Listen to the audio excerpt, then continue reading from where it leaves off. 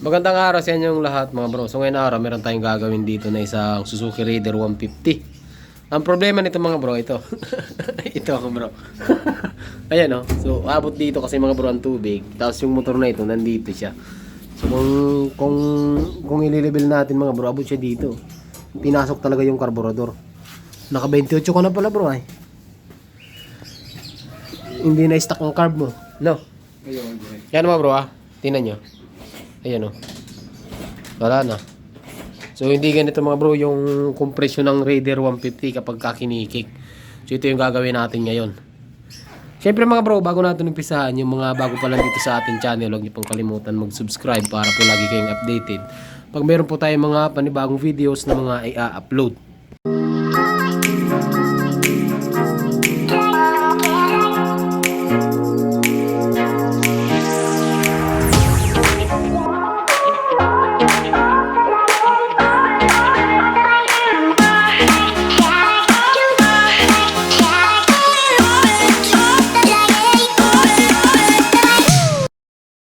Yan mga bro. So bali mga bro, hindi lang ito dito yung ano. Meron pa tayo ditong gagawin. No? Ito mga bro, yung Kawasaki Fury. Ganon din yun, nabaha rin yan. Actually lahat yan mga bro, pati yung Rouser 135. Lahat ng mga motor binabaha. Yan.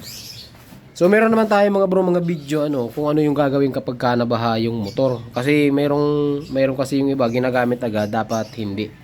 Mas maganda kung may chichisil nyo muna. Kung umaandar, mas maganda yon, linis muna ng carb tapos change oil, okay na yon. Pero kung kagaya nito mga bro na iba na ang ano yun. Ayan oh. Para sumingaw. Kaya ang gagawin natin mga bro, bubunutin natin to. Ito lang. Ito bro, nabunot na to, di ba? Dati. Ano pinagawa mo dito? Nung pinaano ko yung Black. Pinaano ko na yung una pa bago ako man sa'yo. Ano naman, okay pa yung ano niya. Ayan, so ang gawin natin dito mga bro, kalasin muna natin Kalasin muna natin yung mga pairings niya. Kahit ito lang para ma-access natin yung carburetor. Ayan oh. Tapos mukhang may ano nga bro, mukhang may napatak-patak pa ang tubig ah. May lagayan ka ba dyan bro na langis? Anong Lagayin lang. Tanggalin natin mga bro yung langis no. So wag na muna natin susiyan kasi yung pag kinikik mga bro, iba yung pakiramdam niya. No? So doon sa mga nabaha, wag kayong mag-alala mga bro, madali lang naman solusyonan yung nabaha. Pero pagka pinaandar nyo kasi nagaling sa baha, doon kayo magkakaproblema. Dapat niyan, malinis nyo muna yung makina, ma-flashing nyo muna. So hindi ko na gagawa ng step by step tutorial mga bro, pero ang gagawin natin dito, bubunutin natin para mas mabilis. Yan. Tapos itapon muna bro. So kuha tayo ng lagay ng langis. I-drain muna natin yung langis niya. Ganda pa nito oh. Diba? So bali 3 motor yung gagawin natin ngayon mga bro. Yan mga bro. So bali kinalas na natin yung dito sa may batok niya. So gawin natin dito mga bro, tanggalin natin tong spark plug cap, yung ating radiator. So tanggalin natin yan, tapos buksan natin tong yung head no. Buksan po natin yung kanyang cylinder head. Tapos patagasin na natin yung langis niya para sigurado. Para ma-engine flush natin 'tong mga bro no. Para kung nagkaroon ng tubig yung loob. Kasi yan mga bro, ayun kita niyo yan, guhit na yan. So, papatak abot dito. Talagang napasukan talaga siya ng tubig. Sana sa bagay hindi naman daw ito pinandar kaya okay lang mga bro madadali natin to, basic lang to mga bro. Yan mga bro, sa update tayo bali nakalas na po natin. So dito meron lang ako napansin mga bro, ito hindi na stock yung labo kasi ng camera natin mga bro. Sira na yung cellphone natin. Yung cam gear niya mga bro, hindi na po yan stock. So, yung pinaka-timing kasi nito mga bro ng cams natin, nakita nyo yung hiwa na yan, itatapat nyo lang yan dito sa labas. Yung cam loop dapat nasa labas. Ibig ko sabihin yung cam loop mga bro, is yung itong ito. Nasa labas yan, nasa labas din yung intake. Nasa labas din yung intake mga bro. Tapos dito, dapat meron tayong makikita number 2, gitna, pero nawawala po siya, yan o. Diba? Yung kabila, wala rin. May okay lang naman yun, basta naka-timing yung magneto, naka-timing yung piston, at saka naka-timing yung cams, andar talaga yan. So, bubunutin na natin ito mga bro para makita natin talaga kung ano nangyari dito, So meron lang tayo ditong mga 10mm, isa, dalawa, tatlo, apat, lima, anim, pito, 14, tapos 12 sa loob. So meron tayong mga step by step tutorial nito sa YouTube mga bro, kung paano kalasin yung Raider or kung paano mag-replace ng Raider 150 ano. So hindi na tayo gagawa dito ng step by step tutorial kasi haba yung video natin. Tapos meron pa tayo ditong reserva mga bro.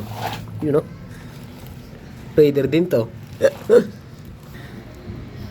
Update tayo mga bro dito sa ginagawa natin na Raider 150. Bali mga bro, nabunot na po natin. Tapos kung napansin nyo mga bro, talagang pinasok po siya ng tubig. Ito, makita nyo dito yan mga bro. Ayun o. O, di ba? So, ayan o.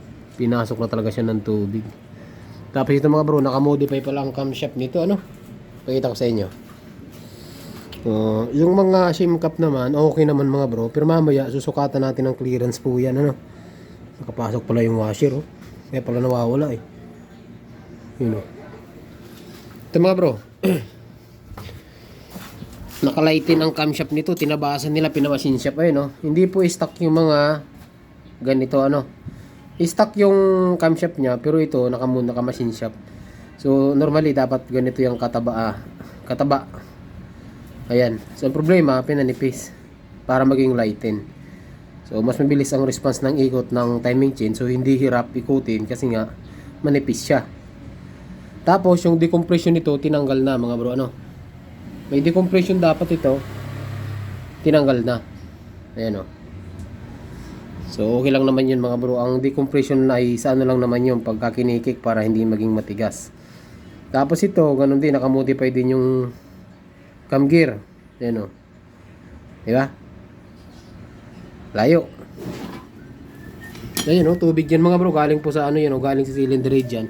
So ang gagawin natin dito mga bro, pwede natin linisan yung piston. Total nagkalas na rin naman tayo. Sayang naman kung hindi natin bubunutin. So bunutin na natin yung cylinder block. So lilinisan muna natin lahat. Tapos ito. May gas ka ba dyan bro? Gas? Panlinis natin. Gas? Gas. Gasolina. Marami ba to? Ang dahil ba yun? Ayan. Full tank yan. Baka tubig na rin yan. Hindi. Ito mga bro. Ayan o. Tingnan yung mga bro. Gabi. Tubig, di ba? Bibili ka sana ako eh. So, check natin to mga bro. Linis lang talagang kailangan natin dito. Linisan natin. Tapos, papalitan natin ng cylinder head gasket to. Okay? So, yun lang gagawin natin dito mga bro. So, mamaya, update ko kayo dito sa ginagawa natin. Tapos, meron pa tayong gagawin dito. Ito pala si bro. Shoutout pala kay bro. Yan o. Galing pa ng ano ito. Marikina bro, di ba? Makati ba? Layo pa ng pinanggalingan ni bro. So, meron pa tayo ditong sniper na gagawin. Saka Fury 125. So, pasensya na po kayo mga bro kung hindi tayo nakakagawa ng step by step tutorial. Kasi nga home service lang tayo. Limitado po yung oras natin sa paggagawa ng video. So, ito yung mga pyesa niya. Ayan. So, lilinisan po natin yan. Okay? Linisan muna natin yan. Tapos, mamaya, update ko kayo. Balikan ko kayo. Yan mga bro, so update po tayo dito sa ginagawa natin ano. So ito yung matagal dito mga bro, is yung paglilinis. So ang ginawa natin dito mga bro, kakasan na sana natin. Ang problema, singaw yung mga barbula. Tapos napansin ko dito mga bro, galing sa sabog na to. Ayun o. So wala kasing ganyan dapat ang mga head, kahit anong head. Ito, nabawasan din siya. So, ibig sabihin, may pumutok na dito. Ayan. Tapos, naghahasa tayo mga bro. So tandaan nyo na lang sa Raider mga bro, yung mga shims natin, hindi po yan magkakatulad or magkakaparehas, no?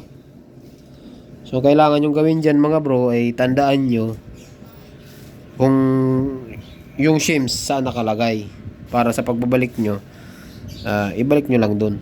Malaking ang ano nito, bro, spark plug, Ayun, no, naka-retread, ang laki ng spark plug, Retreadan. Tapos ito nilinisan na rin natin mga bro. Problema, kulang pa ng isang dowel. Ito pala, maglilinis pa tayo. So lilinisan din natin to, no.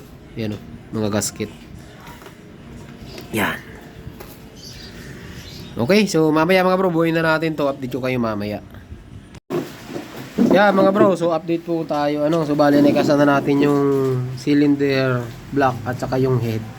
Yan, nakaisa na natin bro. Wag na wag niyo palang kakalimutan to Yung iba kasing mga Raider na nakakalas natin, ito maluluwag.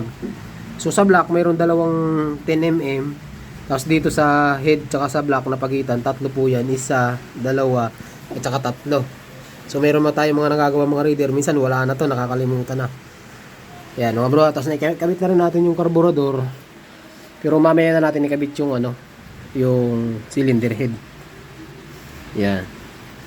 Yan bro, wala walang uga Maganda. Ito na tayo mga bro. Uulan na naman Patay tayo nito. Yan. So ito mga bro, itong fuel line. Itong bypass ng natin, ng oil. Higpitan nyo rin yan. 12mm po yan.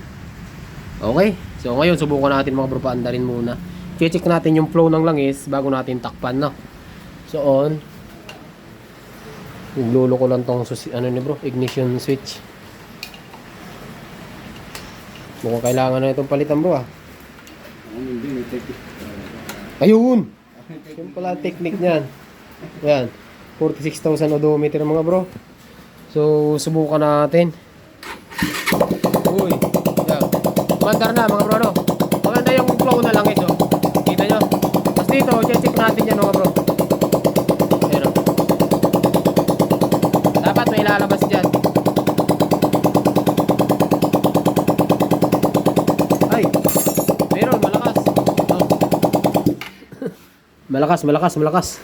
Ayan tulo agad Natanggal. Nasaan na yun? Tanggal Ibig sabihin yan mga bro, yung 10mm bro na bolt na wala Yeah, dito mga bro yung tinginan ng langis ng raider kung gusto nyo tingnan. Kasi linya po yan ito. Bago umakyat dito, supply dito sa cams, dito muna siya dadaan. So naglagay sila ng butas para malaman nyo yung flow, yung langis dito. Pero meron kasi mga instances mga bro na dito maganda yung flow na langis pagdating dito sa taas barado kasi madudumi yung mga daanan dito. Hindi na nalilinisan. Ngayon, nasa na yung tornilyo na yun? Nawala Lagi tayo nawawala ng mga tools, ng mga gamit. Dito lang naman yun, nahulog Dito, nandito. Wala punta yun. Yan, basta ganun lang mga bro. So umandar na naman siya. Ayusin natin to, ibabalik na natin. Tapos meron pa tayong gagawin isang Kawasaki Fury. So tatakpan muna natin to mga bro. So hindi ko na ipapakita sa inyo. Basic lang naman, babalik natin yung tambutso para matesting natin sa labas kung goods ba mga bro.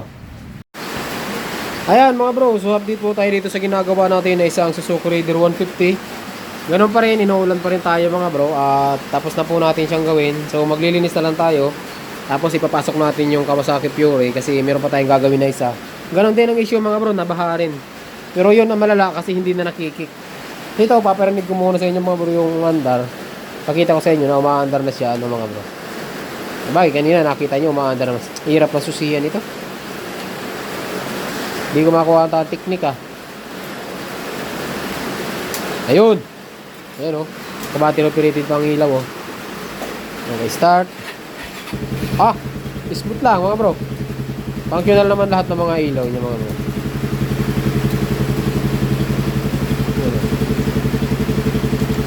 Diba? Tahimik siya Yan. So wala naman siyang kaingay-ingay. Check natin kung may tagas. Wala naman. Ilalabas mo ito bro. Ipasok natin Hindi yung baba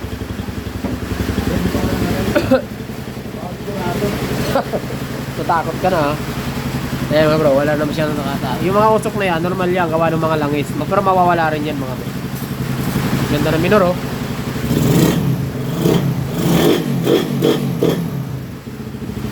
Galit. Pero ito mga bro, naka-clutch spring, grabe tigas Di kaya ng dalawang kamay Dalawang daliri pala. Grabe. Ang lakas nito gumanan Ayun yun. Ayun yun. Mahirap to. Malakas to. Pag giginan ng ganito. Gaganon to. Maulan na mga bro. So paano ba yan? Siguro hanggang dito lang yung video natin. Shoutout pala kay bro. Ayun Ano pangalan mo bro ulit? Yan, kay bro Miguel. So nandito tayo ngayon sa may Dasmariñas. Ano pa ang barangay nakakasakop dito bro? Hindi subdivision yun. Ba't hindi alam ng taga doon? Pinanungan ko. Sabi ko, Los Biminda, saan ba yun? Sabi niya, boss, di ko alam Ito. Ha? Baka hindi masyado kapitado. Magkabaguhan lang. Ngayon, kumain ako nung kanina eh. Bago ako umakyat, kumain ako eh. Yan mga bro, so hanggang dito lang yung video natin. Magandang araw po sa inyong lahat. Ride safe po palagi. Ano?